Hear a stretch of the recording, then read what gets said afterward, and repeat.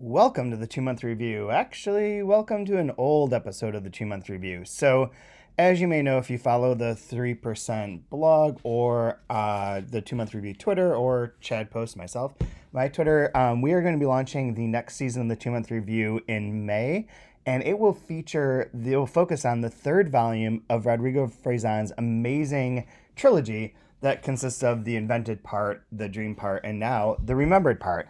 The Remembered Part is a giant and incredible book, very rich, very fulfilling in terms of summing up and completing the trilogy. But before we dive into it, it felt like a good idea to try and remind everyone what happened in the first two volumes. The very first volume, The Invented Part, was the very first season of the 2-month review. So to celebrate Rodrigo, to emphasize his importance to both Open Letter and this podcast and everything else, I thought we would rerun all of the episodes from the Invented Part season and the Dream Part season, giving anyone who hasn't heard them before a chance to listen to them, but also anyone who's interested in joining up in this next season, focusing on the third volume of the trilogy. This could be a good refresher. I personally think I need it. My brain is just mush these days. So enjoy your re-listen or first listen to all of these forthcoming 2-month review podcasts. Subscribe to us, like us on YouTube, like us on Apple or whatever you do there. You rate things, like us, follow us on Twitter. We're at 2-month review, and have fun. Rodrigo is a blast. His books are wild, and I'm sure you're going to enjoy all of this. Oh, such is life. Different paths and feelings. Oh, such is life. Oh, what a ride. I'm screaming. I'm still alive. Oh, what a ride. I'm screaming. I'm still alive. I'm still alive. I'm screaming. Hey, welcome to the 2-month review, the weekly podcast brought to you by Open Letter and 3%, in which we take one giant book, break it down section by section, bit by bit, talk about it, analyze it, have fun, enjoy it. This season, this is the first episode of the new season, season 11, in which we're going to be covering The Dreamed Part by Rodrigo Fresán. And I'm Chad Post from Open Letter Books, joined as always by Brian Wood. Hi, Chad. I think and for those that aren't watching, we both wore blue, which I think We wanted is to match. appropriate to Yeah. match the book. So wonderful. We thought we'd color coordinate this year. This is the most professional season ever. 11. We were in a studio essentially. We're in essentially a studio here. Yeah. If you go back and listen, all the ones that are on prime numbers are usually our best seasons. This is true. Number 11. 1. Yeah, that was good. Number 5 was a 1. Speaking of math, is math a science? Is math a science is maybe my favorite quote of the year. Katy Perry asking, what's his name? Neil deGrasse Tyson. Neil deGrasse Tyson saying, is math But science? congratulations on your song and your pregnancy. Forget those gender reveal parties. Just have a number one single. When you get You should, gender reveal be a single would be perfect. Yeah, way to go. That's what's going to happen with Grimes. Gotta capitalize on those kids. God, what a bunch of weird singer stuff we've been talking about today. Yeah, LA is just a hellhole. That whole place. It's all got to fall into the ocean, hopefully, at some point. This is very true. Yeah. Very true. It could happen here. So, okay, so this is our intro. Yeah, and enough death and destruction. Enough death and destruction. Enough literature. pop singers too. Don't need that. So we are going to be doing the Dream Part. We are not going to record next week because I will not be here. So if you look at the schedule that's posted elsewhere, we're skipping next week and starting with the actual text itself the week afterwards. But I thought that we'd get together for at least a short podcast to get back in the flow of things. Sure. I had a nightmare last night that we started this and I couldn't do the intro and I just kept screwing up and you wouldn't let me start over because there were like 150 people watching us. How is that any different than just reality? I don't know, but it was really bad. It was like I couldn't do it. I just couldn't function. But we thought we'd have a brief one since the Dreamed Part is the second part of a trilogy by Rodrigo Fresán. And the first part, the Invented Part, was the very first season of the 2-month review, which we did, I believe, 3 years ago now. Yeah, in the summer of 2017. Yes, I remember I did one episode in southern Indiana outside, and my phone died because it was too hot, and I died because I was hungover and hot. It was like 110 degrees. I remember that one. It was the one with the cows and the green milk. I was just like, I'm hallucinating. I'm gonna die. I remember that. Season 1, yes. Season 1. It was a while. It was really fun to figure out how to do this whole project. And now that we're experienced at it, this is going to be a piece of cake. Yeah. Before we get into the books, is this book available for sale at Open Letter right now? This book is available for sale through our website. And not only is it available for sale, if you use the code 2 month, when you check out, you'll get 20% off. But if you order, today is Thursday, March something, 5th? Yes, the 5th. The March 5th. If you order before the weekend is over, all of our books are $10 for 1 or $20 for 3 as an AWP special, hashtag RIP AWP. Wait, 20 for 3? Yeah. Damn. No, 3 for 20. Oh, okay. 3 books for $20. Damn. If I said that backwards, I don't know. Maybe I just thought it backwards. I'm gonna get 40 then. I got $10 burning a 60 buck hole in my pocket. $3, $20. That's a no-brainer. $3, $20. Do it. Everything except, yes, I'm sorry, we cannot ship single book orders overseas internationally at this time. The website is not set up to handle that. I apologize in advance. It is a problem that we are sort of dealing with. It involves like the cost that is allocated by the website and how much it actually costs us to ship things. So if you want to have a subscription and you're overseas, that's fine. But to order a single book, we can't do it at this moment. I'm really sorry about that. But you can get the ebooks, obviously, if you have an ebook reader. So yes, it is available. It's available from your local bookstore. It came out last November, actually. So it's been around for a little bit of time. So hopefully people have it. I know that there's a number of booksellers who are big fans who are waiting for this season so they can really like unpack this, because it is it's very different from Invented Part in some ways. It's very similar in others, but very different in like it's suddenly a different, seemingly different set of characters, even though it's not, but it's just a different setting, a different everything, a different way of progressing. It is a dream versus a book about writing as an invention. Oh dear Lord. Rodrigo in a dream. This is gonna be some David Lynch ass shit. We're gonna have to have like a 420 episode apparently, where we just phone one in, like we don't phone all these in, but we'll really phone one in. I'm pretty sure that we are doing an episode on 420 in fact. All right, well, who knows? Yeah, it'll be interesting. Fun. So, but since this is the second part, I thought it'd be good for us to talk about Rodrigo generally, reintroduce him, and see if we can recap the Invented Part, which I think will be really fun. So, Brian, what do you remember from the Invented Part? The speaker or the narrated story, we just kind of would call him the writer. And it felt like I hate to use this term, but like it felt like a book for people that love books and love writing, because it would go into so much kind of detail and kind of cross-referencing all sorts of literature, pop culture, this cool family, this crazy family, the Karmas, I think they're called. Karmas.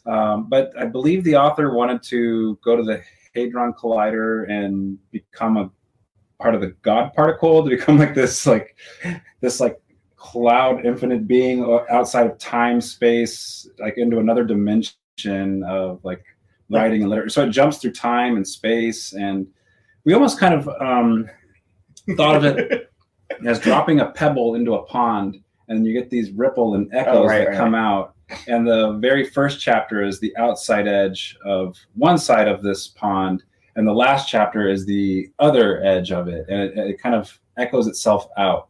And you're trying to like spiral yourself into this center, but there really isn't one. So it's just this mind fuck of a book, like a bunch of parentheses next to it. Yeah, exactly. Interesting. Okay. That was my take of it.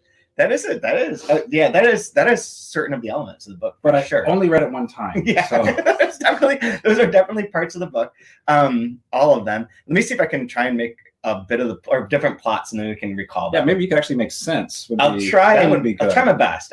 My brain's broken. But it's fantastically written. There's this like this lightning bolt of exuberance that's on every page that makes it just compulsively readable, even if you don't understand what's going on.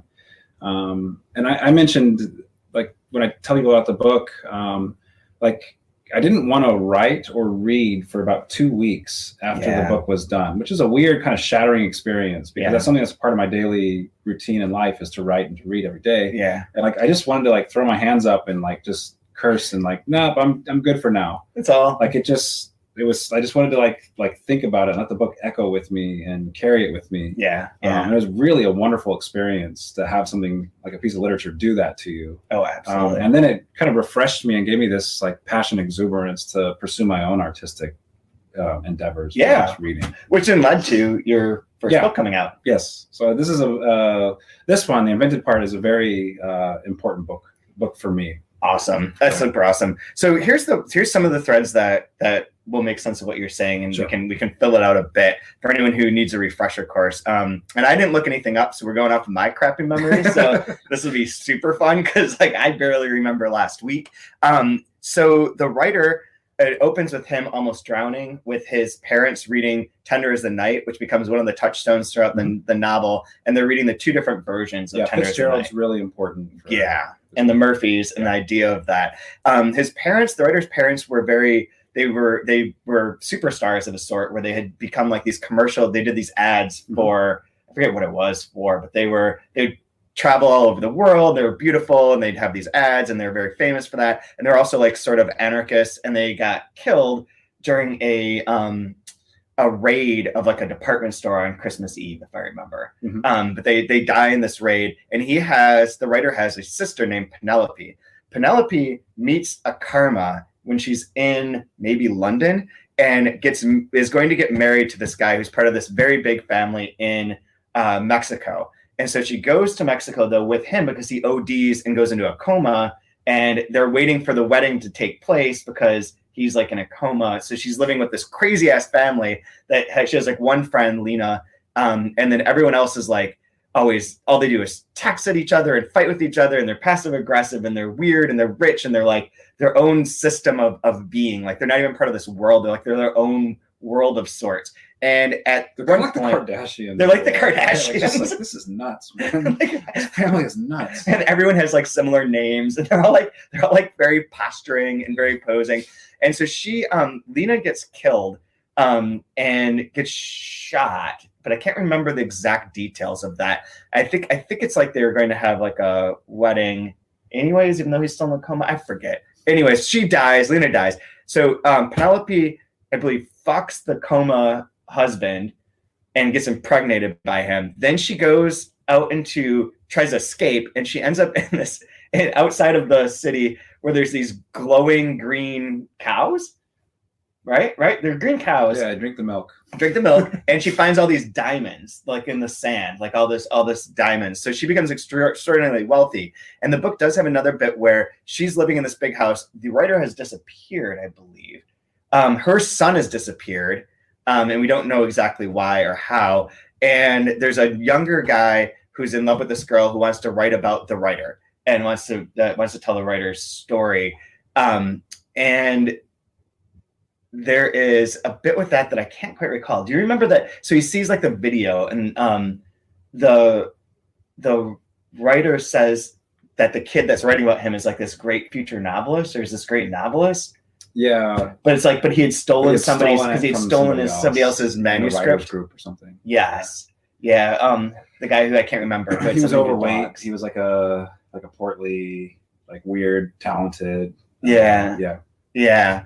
So there's that part, and like that ends with like the house burning down, Penelope leaving, the house is burned down, her kid's gone, and then these two characters that are writing about the writer show up when the writer wants to become a god, because the writer's career is sort of like on hard times. Like he was very popular, cutting edge, and then like the world moved on, and his type of literature is no longer the type that is respected and reviewed and read and discussed. He's like not of this moment anymore. So he has like he has one enemy named IKEA, who takes two different forms in the Invented Parts. Yeah, she's like his nemesis. Sometimes it's a she, and they have sex in a hospital, and sometimes it's a he, who is like someone that the writer had blurbed early on in their career, and then that IKEA has become much more famous because they're writing for like the big audience and for like the trend and for whatever. And so there's like a great long rant from the writer about how crappy this is and how fiction is just devolved into like smartphone usage. None of that rings true for writers, I don't think, right?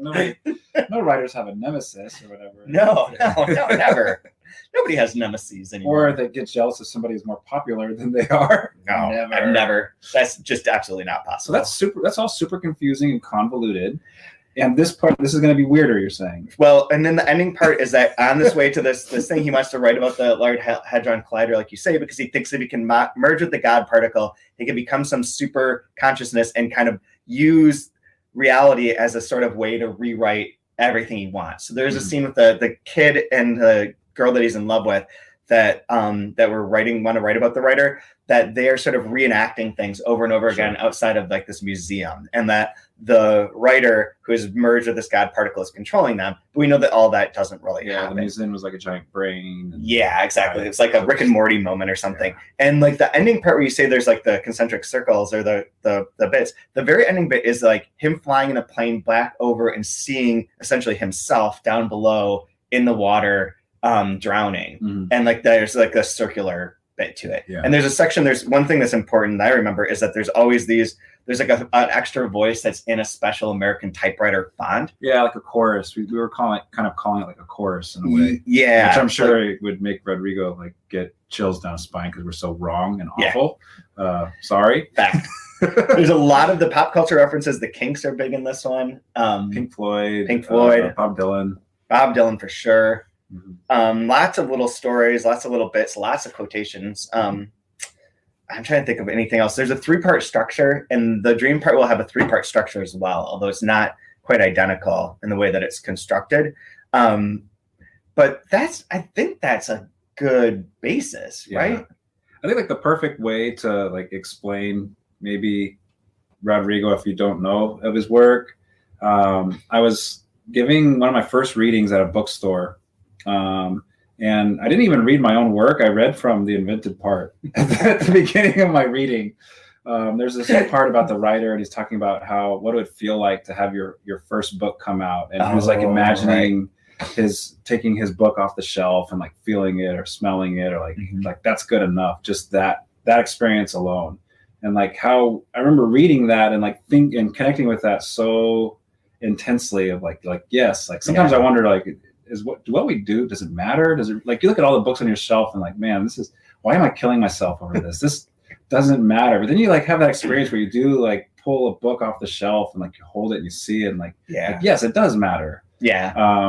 So then like I remember reading that, and then 2.5, 3 years later, the same experience was happening to me, where it was like my book on the shelf and I was pulling it off, and like how incredible it was to like to smell the paper, to feel it in your hands, like from reading this book. And then like the weirdest part of it was Rodrigo was like generous enough to blurb my book, and so I have his, like, he inspired me to finish my book, and then he blurbs it for me and says that it was really, really kind and nice about it, like genuinely kind and liked it. And it's just, he's such a humble, fantastic polymath was what Lethem said about him, but he's just a joy to read. There's this like exuberance and this passion that you can just feel, and every word is just like vibrating with energy. Like, he's so fun to read. And I'll say this because I know that he would say it if you were here, is that he would talk about how Will Vanderhyden, the translator of both these books, and Bottom of the Sky, is the real writer of these books, because he's the one who got them into English and made all that sing and makes it work.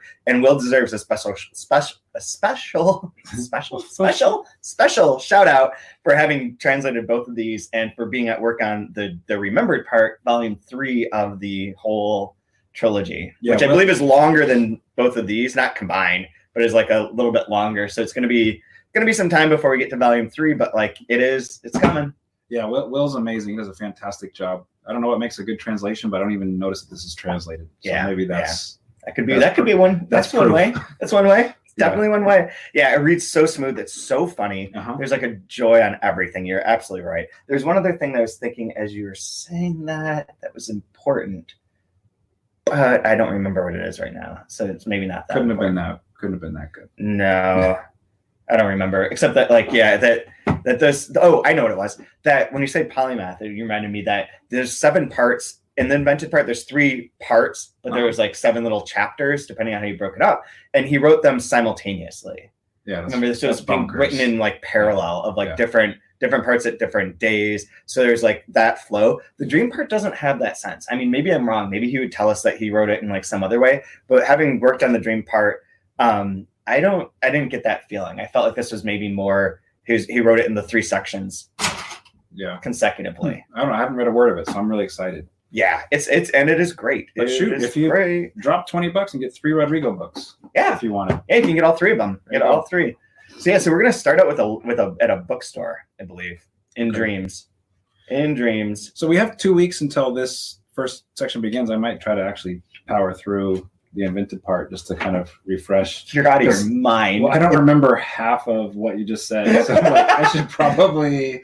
I should probably reread it again. What one could do if one hasn't read it or wants a refresher is you can go back on the post for this episode, and I'll include it in the show notes. There's a link to the final, at the end of the first season, I put together a Word document that has every single thing that we wrote about the invented part and links to every single podcast. So you could listen to all the podcasts or read the recaps or whatever you want to sort of refresh your memory. I meant to do that, but it's like, I don't know. I write a lot, and I think it was like 60 pages. So I was like, nah, I'm good. I'll just wing it. Yeah. But otherwise, I don't think you need a lot going into this, to be honest. I think that it's disorienting at first on purpose. Warn everyone that like the beginning part is disorienting because it's all of a sudden seems like you're not picking up where you left off. You're in something new. Okay. And then there will be transitions into different aspects of this, as you'll see. But the 3 sections of it have very telling names as well. That night, or footnotes for an encyclopedia of sleepwalkers. The other night, a rational catalog for an exhibition of restless shadows. And then the third one is, I think it's this night, but it is tonight, Manual of Last Rites for Waking Dreamers. And that's the longest part. So it's not like they're evenly divided.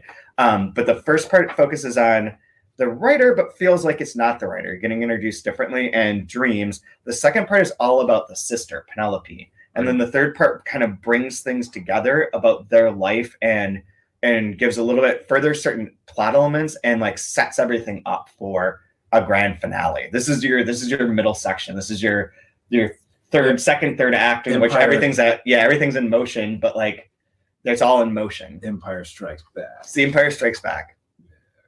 Yeah, so it's great. I think it's really Fast fun. and the Furious 4. Yeah, Fast way before 5. 5 or 6, whatever.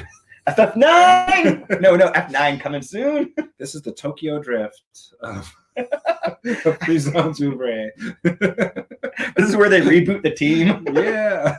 which I don't I still have not seen any of those movies, but I'm super excited to dig into this. It is really fun. I think the first episode goes up to page 57. Okay. So yeah, it starts on page 11, so it's not even like that. There are of course a number of quotes at the beginning. There's a lot of Beatles in this one and a lot of Nabokov. Good. Last time had a lot of Burroughs too. That was one of the things that like even there's a lot of sections about William Burroughs, and that was a long section anyways, and that was like a key to it in the invented part. But this one's more Nabokov, so which is fun. Super fun. I don't know. What else do you say about Rodrigo or just? I cannot wait to read him. He's so. I'm really proud that these don't line up. Was that on purpose? I think I said at some point in time that I want them all to not quite fit together, right? That'll look cool on a bookshelf like that. We're gonna at some point in time have a slipcase that'll have these 2 and the third one in it. Oh, sweet. Yeah, that'd be super cool. So that's why they all have to be the same size, but like we don't know the thickness of the third one, so there's no way to start this until we know that. But I do want them to not quite match. So it'd be cool if you have like a ribbon that can go around them all, and when you take the ribbon off, it has the recipe for a mantra. Yeah, hell yeah! This is the podcast where we introduce drinking into the TMR. My mantra to refresh everyone's memory, aside from being the families, was a drink that a Barcelona bartender who was Bowie's personal bartender at one point in time created in honor of Rodrigo, named it the mantra, and it won like the drink of Barcelona, and it's delicious. Like it packs a punch, and it's very easy going down. So it's the right sort of alcoholic drink for me. We'll have to have a mantra episode for sure. Definitely will. They'll come back. They're going to be back in here. I don't know. Anything else? Shameless plug. If you want to read Rodrigo's blurb on my book, it's also for sale. Yes. BOA is doing a sale because of the AWP virtual book fair. Yep. No promo code needed. Just go to BOA Editions, and they have it there for, I think it's like $11.90 or something. It's like Perfect. 30% off. So Nice. Pick one up if you want. I would love that. Go get it. Cool. Yeah. If not, just drop $20 and get 3 books from OpenLetter. It's a Do both. no-brainer. But yeah, please join us and tell people about Rodrigo. I really want more people to know about him in the United States. Same here. Yeah. Join in. And also, you're always free to like email questions, comment during these live shows, send things at any point in time. I will set up the Goodreads page so that people can comment within there if you're a Goodreads user. Otherwise, yeah, just participate, listen along, tell your friends, help us get some ratings and some reviews and some listeners. I have an idea for maybe just a quick game we could do in the next 2 weeks. Okay. If you know somebody that has read The Invented Part, what would be your elevator pitch on like what the book is about? Like one sentence or two, and if we get enough sent in to you or whatever, we can post them or something. Yeah, absolutely. Like we can anonymously post them. Like, it's a book about. Good luck with finishing that. I'm curious how people, because it's got to be different for each person because it's so bonkers. Yeah, right? There's no way that you can just pick one thread. We described it completely differently. Yeah, you and I did, but we did. I would be curious what people would say as far as what is the. How would you describe this book? We wrote jacket copy for this, remember? We did a jacket copy, yeah. But I mean, I'm thinking even shorter, just like just a pitch, but just like a line or something. But if you have a line, or I know a lot of bookstore owners like to listen to this. How did you sell? It seems like a book you have to hand sell somebody. Yeah, how did you hand sell this? Which also funny kind of ending note for me. So when I did that reading. That bookstore sold out of The Invented Part after my reading. That's amazing. So we sold every Rodrigo Fresán copy out of the bookstore, sold for books when I did the reading there. So I'm awesome. I'm a big fan. I saw Rodrigo's books at my reading. I'm trying to find our post about that, but I'm not finding it. I'm another take. No, that's someone else's. New jacket copy for The Invented Part by Brian and Chad. Okay. Oh dear.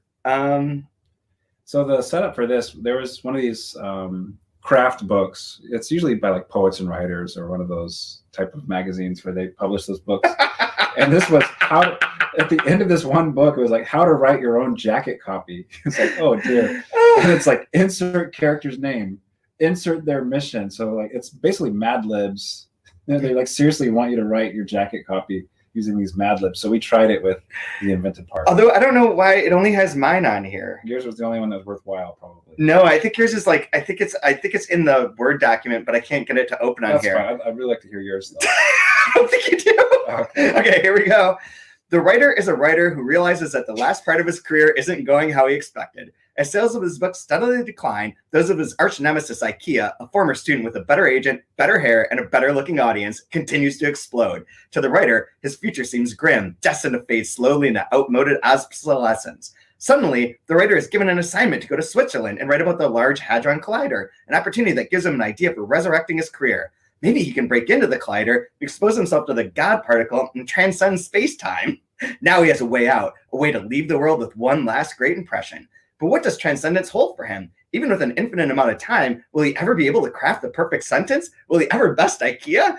The Invented Part is as slick as a Kubrick movie, as witty as Sabrina the Teenage Witch meets the Matrix, and will change her life forever. Perfect. Sabrina the Teenage Witch. I like that. That's called a high concept image. I like that. Sabrina, Kubrick, Matrix. Yeah, it's like Jaws meets The Notebook. Yeah, right on. Sold. Okay. Jaws meets The Notebook is like a dolphin eating Mandy Moore. What do you want? What do you want? Bye. We'll see you next. Yeah, we'll see you next 2 weeks. Have fun.